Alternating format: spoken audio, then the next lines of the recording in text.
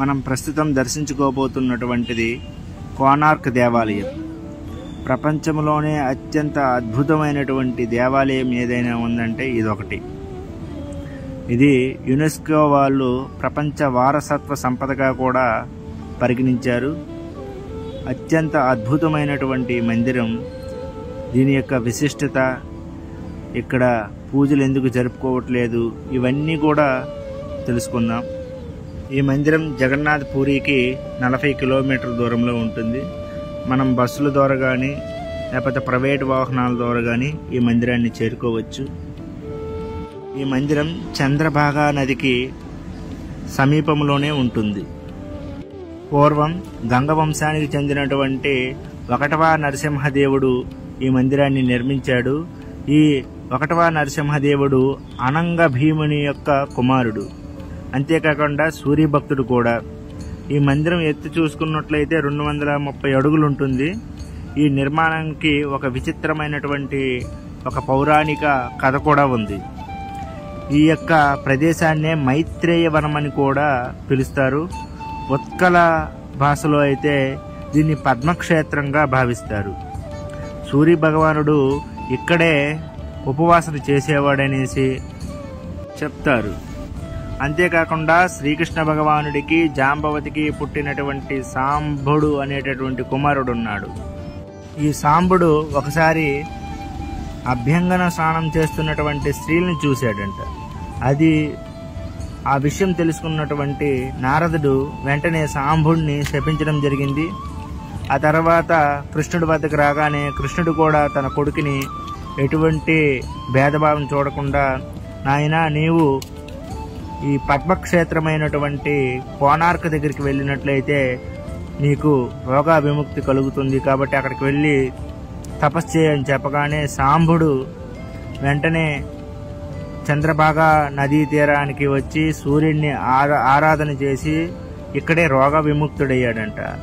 కాబట్టి ఆ పవిత్రతను బట్టి సాంబుడు సూర్యప్రతిమని స్థాపించి ఈ మందిరాన్ని కట్టారని కూడా చెప్తారు. పద్మపురాణంలో ఏముందంటే సాక్షాత్తు సూర్యుడే స్వయంగా ఇక్కడికి వచ్చి తపస్సు చేశాడు. అందుకే ఈ క్షేత్రానికి అంతటి పవిత్రత అనేది కలిగిందని చెప్తారు. హిందువులకి 4 ప్రసిద్ధమైనటువంటి క్షేత్రాలు ఉన్నాయి.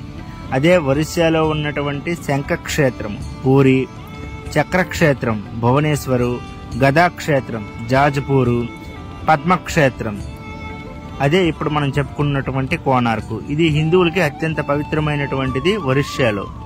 అంతేకాకుండా ఇక్కడే భక్త కబీర్ దాస్ యొక్క సమాధి కూడా ఉందని చెప్తారు.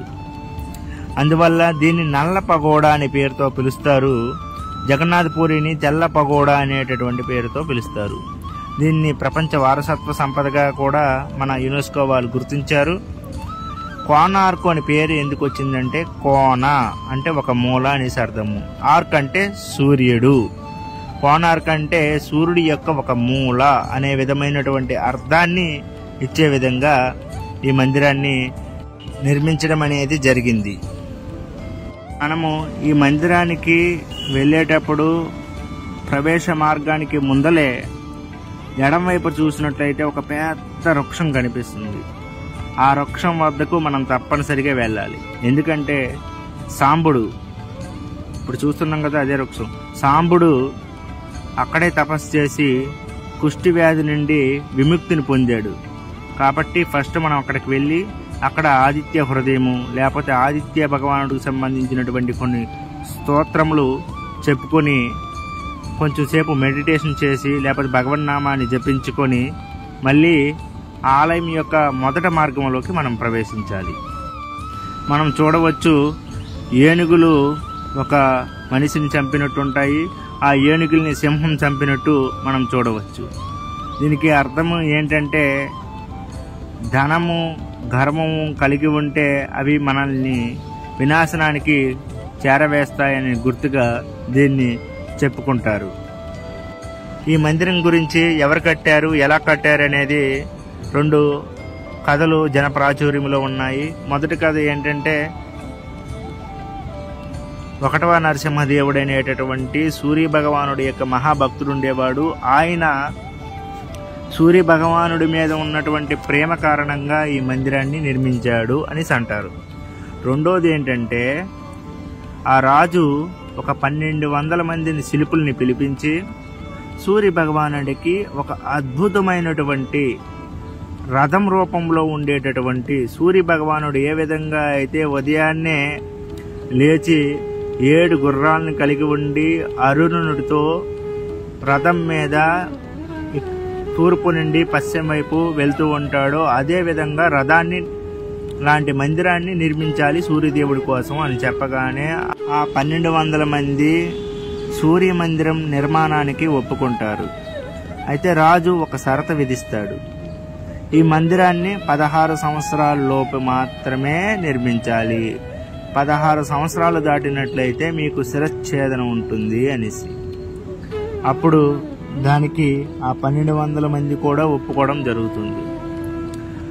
ఆ 1200 మంది శిల్పుల్లో ఒక శిల్పికి ఒక భార్య ఉండేది. ఆమె గర్భం దాల్చిన తర్వాత ఆ శిల్పి ఈ మందిర నిర్మాణానికి వెళ్ళడం జరుగుతుంది. మందిర నిర్మాణం అద్భుతంగా జరుగుతూ ఉంది. ఆల్మోస్ట్ 16 సంవత్సరాలు వచ్చేసిందనే సమయానికల్లా మొత్తం నిర్మించారు, కానీ చిన్నపాటి వర్క్ అనేది మిగిలిపోయింది. అయితే ఇటువంటి సమయంలో గర్భం దాల్చినటువంటి ఆ శిల్పకారుడి యొక్క భార్య ఒక కుమారుడు జన్మించాడు. ఆ కుమారుడు మెల్లమెల్లగా పెరిగి పెద్దవాడు అవ్వడం జరిగింది. ఒకసారి తన తోటి స్నేహితులతో ఆడుకుంటూ ఉండేటప్పుడు వాళ్ళందరూ హేళన చేశారు. ఒరే, నీకు తండ్రి లేడరా అనేసి హేళన చేయడం వల్ల ఆ బాలుడు చిన్న చూపుకి గురయ్యి నన్ను హేళన చేస్తున్నారని బాధపడుతూ వెంటనే తల్లి దగ్గరికి వెళ్ళి, అమ్మా, నాకు నాన్న లేడా, నాకు నాన్న ఎవరు అని అడగగానే ఆ అమ్మగారు చెప్పడం జరుగుతుంది. అయ్యా, నీకు నాన్న ఉన్నారు. ప్రస్తుతం రాజుగారు చేత ఆజ్ఞాపించబడి చంద్రభాగా నది ఒడ్డున ఒక అద్భుతమైనటువంటి సూర్య దేవాలయాన్ని నిర్మిస్తున్నారు, అక్కడ ఉన్నారని చెప్పగానే ఆ బాలుడు తండ్రిని కలుసుకోవడానికి వెళ్ళడానికి సిద్ధపడతాడు. అప్పుడు ఆ అమ్మగారు పోలికల కోసం కొన్ని రేగిపళ్ళుని ఇవ్వడం జరుగుతుంది. ఆ రేగిపళ్ళు తీసుకుంటూ ఆ 1200 మంది ఎక్కడైతే కార్యం చేస్తున్నారో అక్కడికి వెళ్ళడం జరుగుతుంది. తర్వాత తన తండ్రిని గుర్తించడం కూడా జరుగుతుంది. అలా జరిగిన తర్వాత ఆల్మోస్ట్ 16 సంవత్సరాలు నిండిపోతున్నాయి, ఇంకా మందిరం సంపూర్ణత్వాన్ని పొందలేదు, రేపు మనందరికీ శిరచ్ఛేదన అనేది జరుగుతుందనేసి భయపడుతూ ఉన్నటువంటి సమయంలో వాళ్ళు ఎప్పుడైతే అందరూ పడుకున్నారో అని తెలియగానే వెంటనే బాలుడు మిగిలి ఉన్నటువంటి సంపూర్ణ రథాన్ని తయారు చేయడం జరుగుతుంది. అయితే తిరిగి తెల్లవారుజామునే చూడగానే మొత్తం మందిరం రెడీ ఉంది. ఇది ఎలా సంభవం? అప్పుడు వెంటనే 1200 మంది కూడా ఆశ్చర్యపోయి వెంటనే వాళ్ళు ఏమని అంటారంటే, ఆ కొడుకు యొక్క తండ్రికి, అయ్యా, రాజుగారికి ఈ విషయం తెలిసిందంటే మనకు సమస్య అవుద్ది. 1200 మందికి ఈ కార్యాన్ని ఇచ్చారు, కానీ 1200 మంది కూడా కార్యాన్ని సంపూర్ణంగా 16 సంవత్సరాల వయసులో చేయలేకపోయారు. లాస్ట్కి బాలుడు వచ్చి ఒక్కడే చాలా త్వరగా చేశాడని తెలిసిగానే మనం అందరం తక్కువగా భావించబడతాము, కాబట్టి ఇది జరగకూడదు అని చెప్పగానే, మేము కావాలా లేకపోతే మీ బాలుడు కావాలా అనేసి 1200 మంది కూడా ఆ తండ్రికి అడగడం జరుగుతుంది. వెంటనే విషయ సందిగ్ధ స్థితిలో ఉన్నటువంటి తండ్రి 1200 మంది ప్రాణాలని తీసుకుంటామంటున్నారు, ఇప్పుడు తన సొంత కొడుకుని చంపుకోవాలా ఏమి అని బాధపడుతూ చివరికి 1200 మంది జనాల్ని ప్రాణంతో ఉంచడం కోసం తన సొంత కుమారుడినే చంపడం జరుగుతుందంట. ఈ విధంగా ఇక్కడ ఇటువంటి కథ అనేది ప్రాచుర్యంలో ఉంది. ఇంత అద్భుతంగా ఈ మందిరము ఆ 1200 మంది శిల్పులు నిర్మించడం అనేది జరిగింది. మనం ఇప్పుడు చూస్తున్నాం కదా, ఇటువంటి రథచక్రాలు అనేవి మొత్తం 24 రథచక్రాలు ఉంటాయి అన్నమాట. ఇది మందిరం చూస్తే రథమాకారంలో ఉంటుంది. మొదట సూర్యదేవుడు యొక్క అరుణుడు రథం లాకిన విధంగా మొదటి భాగం ఉంటుంది. రెండవ భాగంలో 24 రథ చక్రాలు ఉంటాయి. ఒక్కొక్క చక్రానికి ఒక్కొక్క విశిష్టత ఉంది. 24 చక్రాలు 24 గంటలుగా చెప్పబడుతుంది. ఒకవైపు 12 చక్రాలు, ఇంకొక వైపు 12 చక్రాలు ఉంటాయి. ప్రతి చక్రంలో కూడా 8 భాగాలు ఉన్నాయి. అంతేకాకుండా మళ్ళీ చిన్న చిన్న బీడ్స్ కూడా ఉంటాయి. ఒక్కొక్క చక్రంలో ఉండేటటువంటి 8 స్పోక్స్ అనేవి, అంటే 8 భాగాలు, ఒక్కొక్క భాగం కూడా 3 గంటలను సూచిస్తుంది. అక్కడ ఎవరైనా సరే మనము గొడుగు పెట్టి ఇలా చూసినాం అనుకోండి, కరెక్ట్గా నిమిషానికి సరిపడినటువంటి ఖచ్చితమైనటువంటి సూచన ఇస్తుంది. ఒకసారి మనం అక్కడ గొడుగు పెట్టి చూసామనుకోండి, ఆ చక్రం దగ్గర సూర్యుని మీద నుండి వచ్చినటువంటి కాంతి అనేది ఆ గొడుగు మీద పడి కింద ఒక నీడనిస్తుంది. ఆ నీడ చూసి ఇప్పుడు ఎంత సమయం అయింది, ఎన్ని నిమిషాలు అయింది అనేసి మనం చెప్పగలం. అంత అద్భుతంగా వాళ్ళు నిర్మించడం అనేది జరిగింది.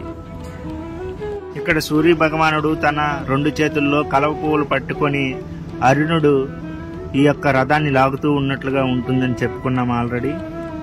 ఆ 7 గుర్రాలు కూడా సంస్కృత ఛందస్సులో ఉండేటటువంటి పేర్లుగా భావిస్తారు.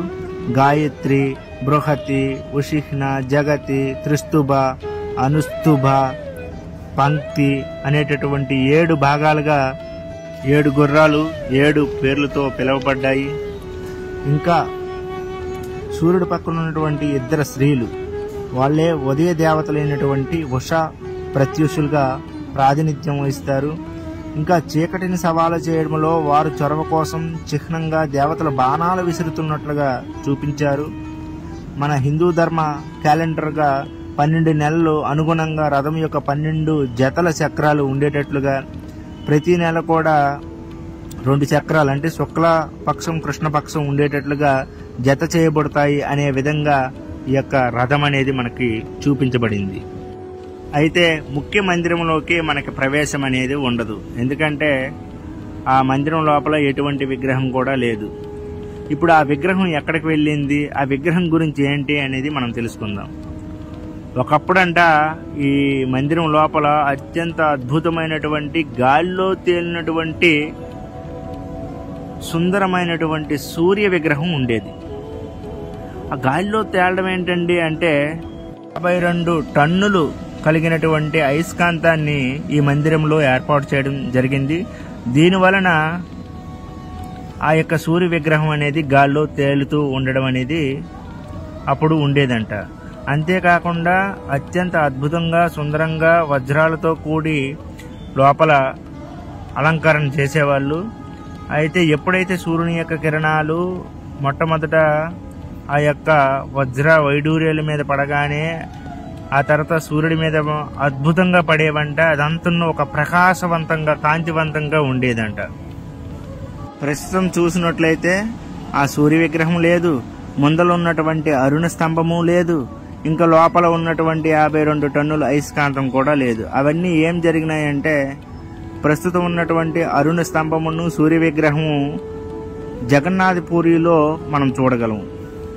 జగన్నాథ్ పూరిలో మందిరానికి ఎదురుగానే ఒక అరుణ స్తంభం అనేది మనకి కనిపిస్తుంది.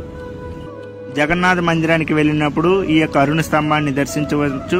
అంతేకాకుండా సూర్య దేవాలయంలో ఉండేటువంటి ఈ సూర్య విగ్రహం జగన్నాథ స్వామిని దర్శించిన తర్వాత వెనక భాగం నుండి వెళ్ళేటప్పుడు కోనార్కులో ఉండేటటువంటి సూర్య విగ్రహం అక్కడ రాసి ఉంటుంది. అది మనం దర్శించుకోవచ్చు. ఈ మందిరంలోకి మనకి ప్రవేశించడానికి వెళ్ళనివ్వరు, అక్కడ సెక్యూరిటీ ఉంటుంది. ఇక్కడ నుండి మరి వెళ్ళొద్దు అని చెప్పేస్తారు. మొదట అరుణుడు ఉండేటటువంటి మొదటి గోపురం దగ్గరికి మాత్రం వెళ్ళగలం, కానీ రెండోది గర్భ గుడి లోపలికి వెళ్ళడానికి మాత్రం ఎలా చేయరు. అంతేకాకుండా అది పూడ్చి ఉండినట్లు మనం చూడవచ్చు. మొత్తం అక్కడ ఇటుకలతో పూర్తి చేసినట్టు మనము కనిపిస్తుంది. ఇప్పుడు ప్రస్తుతం మనం దర్శనం చేసుకోవడానికి లేదు. పూర్వం పోర్చుగీస్ వాళ్ళు ఈ విధంగా సరుకులు రవాణా చేసుకుంటూ వెళ్ళేటప్పుడు వాళ్ళ దిక్సూచి అనేది అంట సరిగా పనిచేయట్లేదంట ఈ సూర్య దేవాలయానికి దగ్గరలో వెళ్ళేటప్పుడు. అంతేకాకుండా వాళ్ళ నౌకలు కూడా ఆగిపోయేవంట. దానికి కారణం ఏంటంటే సూర్య దేవాలయంలో ఉండేటువంటి మ్యాగ్నెట్యూడ్ అయస్కాంత ప్రభావం వల్ల అవి సరిగా పనిచేసేవి ఓడలు కూడా ఈ కోనార్క్ వైపు లాగేసుకుని వచ్చేసేవంట. అందుకోసం అనేసి దీని నుండి బయటపడడం కోసము ఆ పోర్చుగీస్ వాళ్ళు అక్కడ ఉన్నటువంటి అయస్కాంత ప్రభావాన్ని మొత్తం తీసివేస్తారనేసి చెప్తారు. ఒకవేళ అయస్కాంతం అంత 52,000 టన్నులు అయస్కాంతం ఉన్నట్లయితే ఇప్పుడు మనం ఫోన్లు తీసుకెళ్ళినట్లయితే మన ఫోన్లు కూడా మొత్తం లాగేసుకుంటాయి. అంతటి శక్తివంతమైనది. ఓడలనే లాగేసుకుని వచ్చాయంటే మన ఫోన్లు, మన అయస్కాంత శక్తి కలిగినటువంటి ఏ వస్తువులను కూడా అవి లాగేసుకుంటాయనేసి కదా అర్థము. కాబట్టి ఈ విధంగా అక్కడ అయస్కాంతం అనేది పోయిందనేసి చెప్తారు. అంతేకాకుండా ఎవరైతే ముస్లిం రాజులు ఉన్నారో ఆ రోజుల్లో ఈ మందిరాన్ని, ఆ మందిరానికి సంబంధించినటువంటి విగ్రహాలని, శిల్పాలని అన్నిటినీ విరగొట్టేశారనేసి చెప్తూ ఉంటారు. ఇప్పుడు కూడా మనం చూడొచ్చు చాలా ప్రదేశాల్లో అక్కడక్కడ మనం చూసినట్లయితే తలలు తీసేసినట్టు, కాళ్ళు తీసేసినట్టు, చెయ్యలు తీసేసినట్టు ఆ విధంగా రాక్షసంగా ప్రవర్తించి ఆ శిల్పకళని చాలా వరకు ధ్వంసం చేయడం అనేది జరిగింది. ఆలయం యొక్క ప్రధాన గర్భగుడి 229 అడుగులు ఉండేదంట. 70 మీటర్ల ఎత్తులో ఉండేది. ప్రస్తుతం అయితే అది ఇప్పుడు లేదు, పడిపోయిందని చెప్తారు. కొంతమంది విరగొట్టేశారని చెప్తారు. ఈ మందిరానికి దగ్గరలో నృత్య మందిరము, భోజన మందిరం అంటే భోగ మందిరం కూడా ఉండేవనేసి అంటారు. ఈ మందిరానికి సంబంధించినటువంటి శిల్పకళలు అత్యంత అద్భుతంగా ఉంటాయి. హిందూ దేవతల యొక్క శిల్పాలు ఇక్కడ చెక్కబడ్డాయి, అప్సరసలు.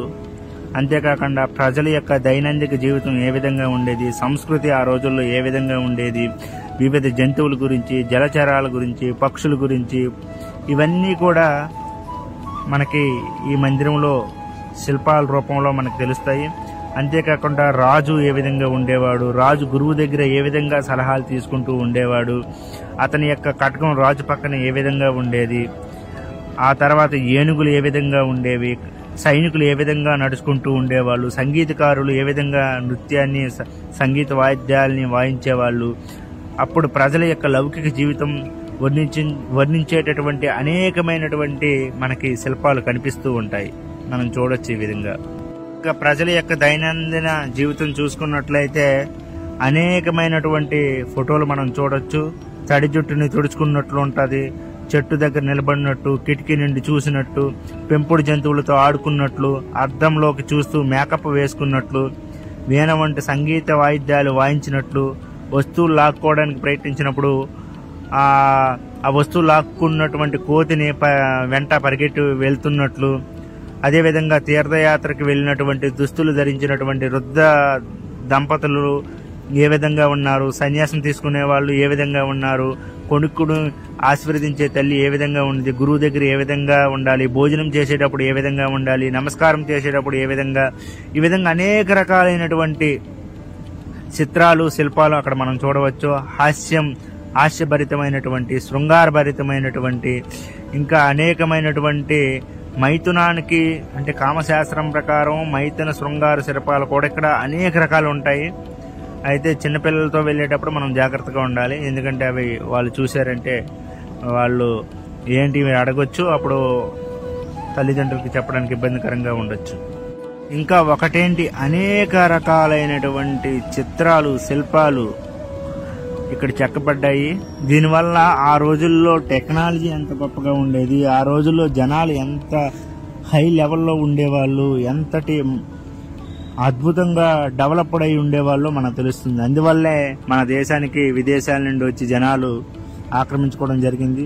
మనం ఏమంటే శాంతి ఉండడం వల్ల విదేశాల నుండి వచ్చినటువంటి శక్తులు మన యొక్క దేవాలయాల్ని, మన యొక్క సంపదని, సంస్కృతిని మొత్తం నాశనం చేయడానికి ప్రయత్నించారు. చాలా వరకు నాశనం చేశారు కూడా. మనం ఏమంటే ఓం శాంతి అనుకొని ఉంటాము. వాళ్ళు ఏమొచ్చి కత్తి పట్టి పీక మీద వేసి చంపుతూ ఉన్నారు. ఇప్పుడు కూడా మనము మోడర్న్ నిజంలో కూడా మనం చూడొచ్చు, ఎంతో మంది మనకి కన్వర్ట్ చేయడానికి ప్రయత్నిస్తూ ఉన్నారు. ఇంతటి అద్భుతమైనటువంటి శిల్పకళని ప్రతి ఒక్కరు కూడా దర్శించుకోవాల్సిందే, చూడవలసిందే, ఆనందించవలసిందే. అంత అద్భుతంగా ఉంటుంది. అంతేకాకుండా ఈ కోనార్క్ మందిరం చుట్టూ అనేక దేవాలయాలు ఉన్నాయి. మాయాదేవి దేవాలయం ఒకటి ఉంది. ఇది పశ్చిమాన ఉంటుంది, అంటే ప్రధాన ఆలయానికి వెనక భాగంలో ఉంటుంది. ఇది 11వ శతాబ్దానికి చెందినటువంటిదంట. రీసెంట్గా తవ్వకాల్లో ఇది బయటపడింది. దీన్ని సూర్యదేవుడికి సమర్పించడం వల్ల దీన్ని సూర్యదేవుడు యొక్క భార్య అయినటువంటి మాయాదేవి ఆలయంగా దీన్ని పిలుస్తారంట. అంతేకాకుండా గర్భగుడిలో నటరాజస్వామి ఉండేవాళ్ళంట. ఇంకా ఈ మాయాదేవి ఆలయంకి నైరుతి భాగంలో అంటే వెనక భాగంలో కొంచెం వైష్ణవ దేవాలయం ఉంటుంది. అక్కడ ఆ గర్భగుడిలో బలరాముడు, వరాహదేవుడు, వామనుడు, త్రివిక్రముడిలాగా ఇలాంటి అనేకమైనటువంటి శిల్పాలు ఉన్నాయి. ఇది వైష్ణవ దేవాలయంగా భావిస్తున్నారు. ఈ విధంగా మందిరం వెనకతల ఈ రెండింటిని మనం చూడవచ్చు. ఇంకా వంటగది ఉంది, ఇంకా 2 రకాలైనటువంటి బావులు ఉన్నాయి. అంతేకాకుండా మనం మందిరం నుండి బయటికి ఎగ్జిట్ అయ్యేటప్పుడు మనకి నవగ్రహాలు అనేవి కనిపిస్తాయి. నవగ్రహాలు అత్యంత అద్భుతంగా సుందరంగా ఉంటాయి. ఆ నవగ్రహాల యొక్క దర్శనం చేసుకుని మనము ఎగ్జిట్ అయిపోవచ్చు. ఈ విధంగా కోణార్క్ మందిరం యొక్క ముఖ్య విశిష్టత మనం చెప్పుకున్నాం. ప్రస్తుతం ఈ మందిరంలో విగ్రహం లేదు. ఈ మందిరం కేవలం మనం శిల్పకళను చూడడానికి మాత్రమే వెళ్ళగలము. ఇక్కడ శ్రీకృష్ణ కుమారుడైనటువంటి శాంబుడికి వ్యాధి నుండి విముక్తి కలిగింది. నవగ్రహాలు ఉన్నాయి. ఈ మందిరం రథం రూపంలో ఉంటుంది. 7 గుర్రాలు, 24 చక్రాలు ఉంటాయి. ఒకప్పుడు ఈ మందిరంలో ఉండేటటువంటి సూర్య విగ్రహం గాల్లో తేలేది, ఇప్పుడు లేదు. అది ప్రస్తుతం అరుణ స్తంభము, సూర్య మందిరం యొక్క విగ్రహం జగన్నాథపూరిలో ఉన్నటువంటి మందిరంలో ఉన్నాయి. ఇవన్నీ తెలుసుకొని మనం ఆ విగ్రహాల్ని, ఈ మందిరాన్ని విజిట్ చేసినట్టయితే కొంచెం ఫీలింగ్ చాలా అద్భుతంగా ఉంటుంది. లేకపోతే ఏవో రాళ్లతో చెక్కిన విధంగా ఉంటుంది. కాబట్టి ఈ యొక్క కథను మొత్తం తెలుసుకొని విన్నామంటే అప్పుడు మనం ప్రశంసాపూర్వకంగా మనం ఈ మందిరాన్ని దర్శించుకోగలం. హరే కృష్ణ.